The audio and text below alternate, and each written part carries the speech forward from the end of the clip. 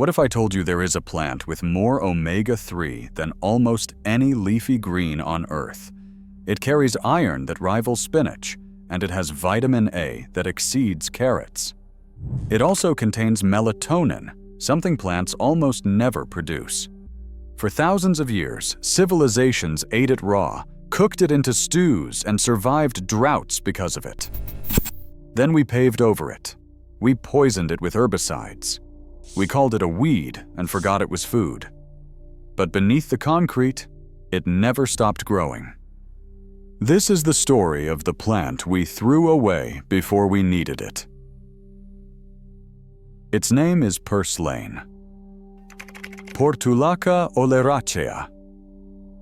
A small, succulent plant with thick, paddle-shaped leaves and reddish stems that sprawl across open ground like veins reaching for sunlight. It hugs the earth, rarely rising more than a few inches, and spreads outward in dense mats that cover bare soil in weeks. You have seen it before. You did not know what you were looking at. Purslane grows on every inhabited continent. It appears on Mediterranean coastlines, in Middle Eastern gardens, on Indian monsoon plains, in Mexican highlands, and along Chinese river valleys. Archaeological evidence places it in human diets for over 4,000 years. Ancient texts from Greece describe it as a summer vegetable. Persian recipes mix it with yogurt. Mexican families fold it into tacos. This is not some obscure botanical curiosity. This is one of the most widely consumed wild greens in human history. Entire cultures built seasonal food traditions around its arrival each summer. And yet, walk into any Western supermarket today. You will not find it. Ask the average American what purslane is. They will not know. A plant eaten by billions across millennia vanished from the modern food supply in less than a century. But it did not vanish from the soil. Purslane still grows everywhere. It waits in every untended corner, every neglected garden, every crack in the pavement. It never left. We stopped recognizing it as food. And that recognition is now about to change. Long before nutrition science existed, people understood which plants kept them alive. They did not need laboratories. They had generations of observation. Across nearly every ancient civilization that encountered purslane, the verdict was the same. This plant was medicine. This plant was survival. Greek physicians in the 4th century BCE prescribed purslane for inflammation and fever. They noted its cooling properties and recommended it during hot summers when the body needed balance. Hippocrates, the father of Western medicine, referenced wild greens with purslane's description as essential for health. In Persia, cooks prepared it with strained yogurt, crushed walnuts, and dried mint. It was not peasant food. It appeared on noble tables as a dish of refinement.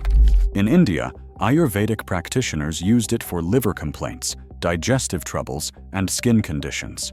They called it a cooling herb, ideal for calming excess internal heat.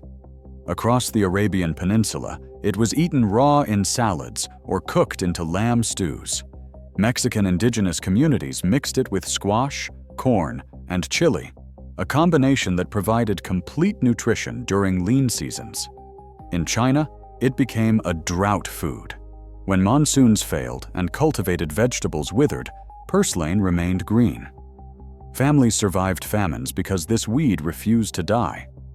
Every culture that knew purslane treated it with respect. They did not call it a weed. They called it food. They called it medicine. Modern science would eventually prove what ancient people already knew. The numbers are difficult to believe until you see the research.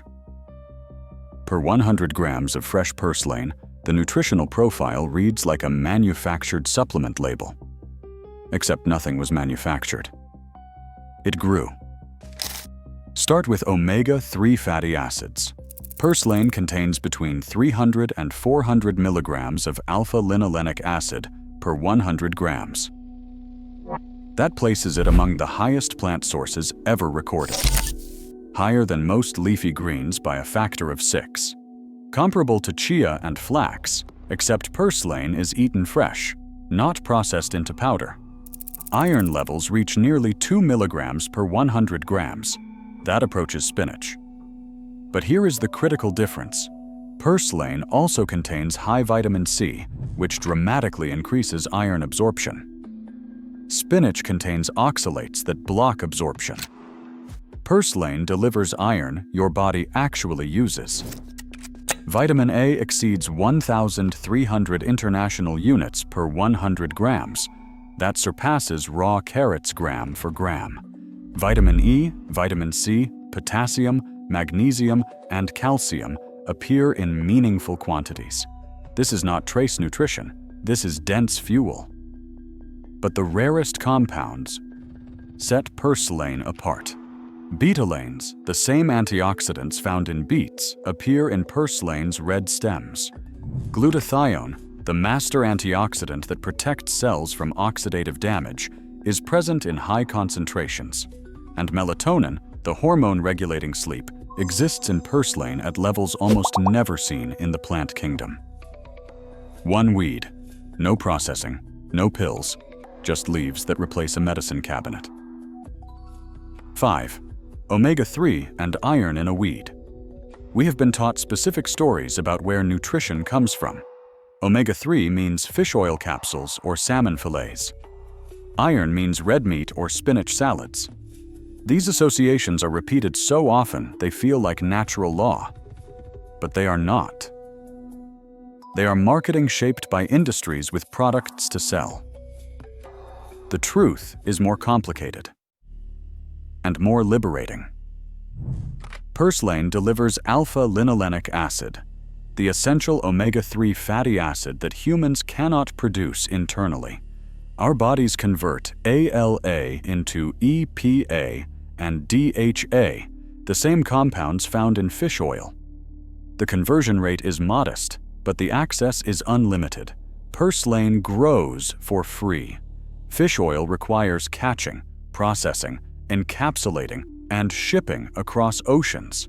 One option costs nothing, the other generates billions annually. Iron tells a similar story.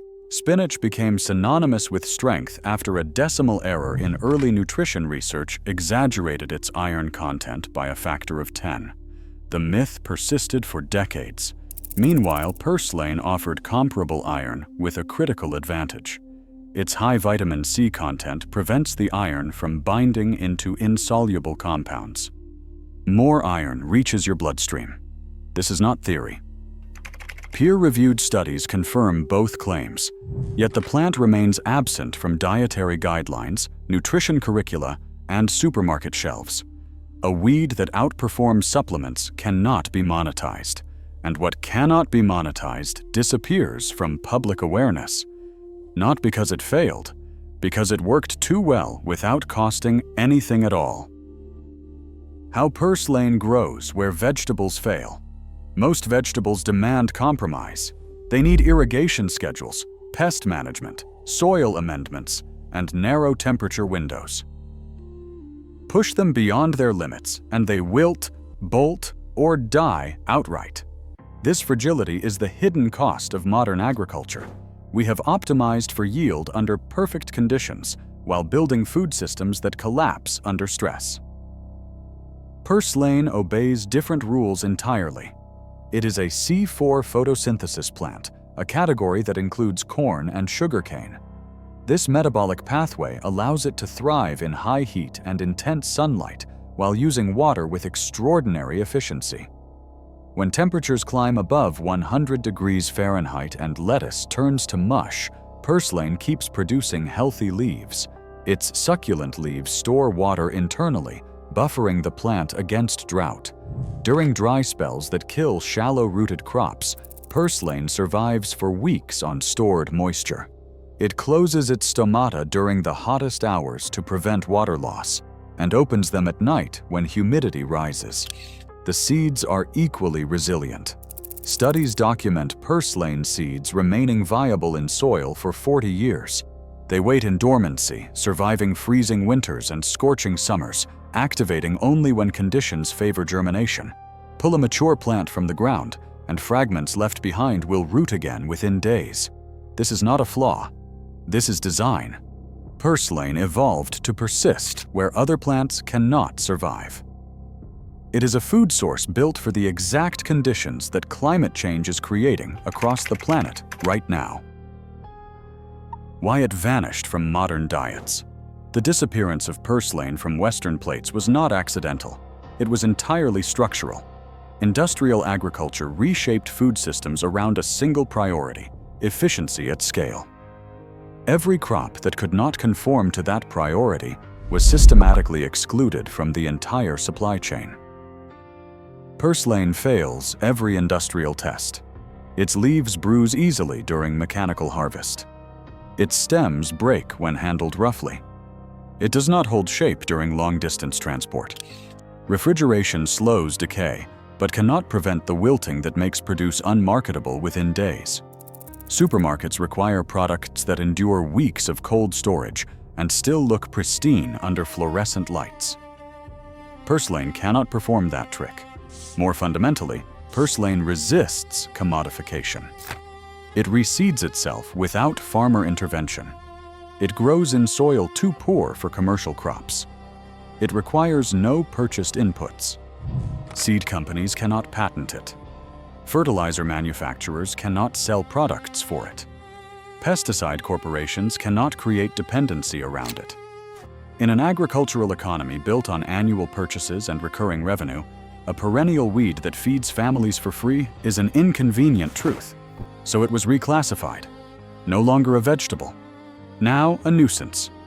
Lawn care guides instructed homeowners to poison it. Farmers treated it as competition. Schools stopped teaching children to recognize it. Within 2 generations, knowledge that sustained civilizations for millennia vanished from public memory. The plant never stopped growing. We simply stopped calling it food. That choice was not about nutrition. It was about economics. 8. The weed that threatened a system. Here is what industrial food cannot say aloud. A plant this nutritious growing freely threatens the entire model. Every dollar spent on omega-3 supplements is a dollar not spent on purslane. Every iron pill purchased becomes unnecessary when wild greens return to the diet. The wellness industry survives on scarcity, real or manufactured. Abundance growing without permission undermines the premise, so the system responded predictably. It redefined abundance as nuisance. It trained generations to see wild food as poverty food, something desperate people ate before modern agriculture rescued them. Lawns replaced kitchen gardens. Herbicides replaced foraging knowledge. The word weed became synonymous with worthlessness, erasing thousands of years of wisdom. But the knowledge did not vanish entirely. In rural Mexico, grandmothers still gather verdolagas after summer rains. In Greece, farmers' markets sell purslane beside tomatoes. In Middle Eastern cities, it appears in salads unchanged from ancient recipes. These traditions survived because the plant kept growing where industrial systems could not reach. Now, climate projections warn of rising heat, failing water supplies, and crop losses accelerating. The vegetables bred for stable conditions are showing stress, and quietly, at the margins, purslane waits. Unstoppable, unpatentable, uncontrollable. A weed that feeds without asking payment. A survivor carrying enough omega-3, iron, and antioxidants to replace supplement aisles. Perhaps it was never the weed that threatened the system. Perhaps it was always the answer the system hoped we would forget.